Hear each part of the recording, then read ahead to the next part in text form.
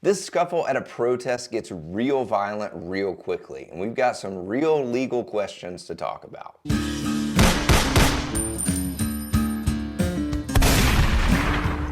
This video is sponsored by POM Pepper Spray. Pepper spray is one of the most important self-defense tools that you should be carrying every day because you're so much more likely to need it than a gun. POM Pepper Spray can change someone's behavior in about 3 seconds and make them decide they'd rather lay down and cry than hurt you. POM Pepper Spray is next generation pepper spray, and I carry mine with me everywhere I go to protect myself and my family. Check them out at pompepperspray.com. What is up, guys? Will Workman here with Self-Defense Encounters, here to give you a real-world example of how to defend yourself. So this one is at a protest. The guy in the green hoodie that we see here is a counter-protester, and he's trying to get in, and these other guys are like, nope. This one gets crazy really fast, so let's watch and see what happens.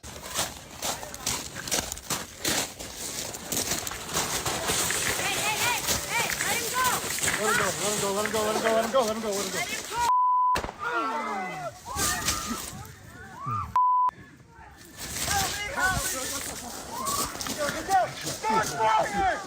Got you on film.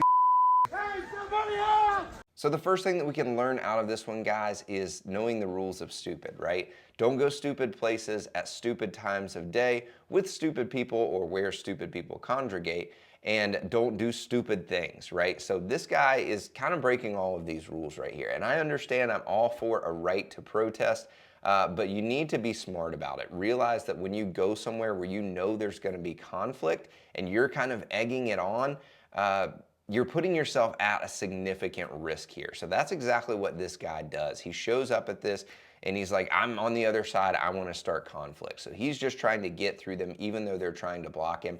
I'm not really sure what he thinks he's gonna gain out of this one. So don't be stupid, guys. The next thing that we can learn out of this one is to realize who the offender is and who the defender is. In the beginning, I would say that these other guys are the ones that are actually doing some physical harm to him. They're the ones grabbing him, pushing and shoving him, and he's on the defense. Realize that in this situation in the beginning, you may be on the defensive. That doesn't mean he's right in the end, though. We'll get to that in a second. Now, I know some of you may be thinking, but wait a minute, there's multiple attackers and there's only one of him. So isn't that justified for him to use deadly force because he's being attacked by multiple people? There is something called disparity of force where if multiple people are attacking you, then it can be considered a deadly threat simply because they are more capable of hurting you than you are of hurting them. But that's a very tough to argue in court, and you really have to show that they were trying to cause some pretty significant injuries to you or that they weren't gonna stop beating you up. We don't see that in this situation.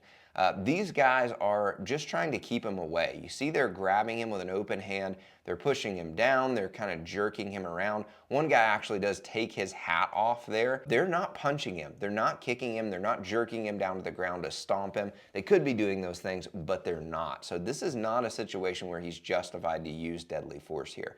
So as he jumps over the wall there, the other thing I want you to realize is he breaks contact, right? He's away from these guys. They are no longer trying to attack him. He's got this barrier of this wall in between him, and then he decides to draw his gun and fire a shot. I'll be honest, guys, I think the reason he pulled this gun and fired it is because he felt weak and he was mad. You've got to be in control of your emotions. Even when you're frustrated, even when you're upset, you can't just resort to using your tools out of anger instead of out of defense. That makes him the offender here because he has broken contact and then he decides, no, I want to keep fighting and I want to bring out a deadly force weapon here. You've got to be able to get out of the situation so that you don't put yourself into prison, which is what this guy ended up doing here. So he fires this shot, he runs off. Eventually the police are called and they're going to pick him up.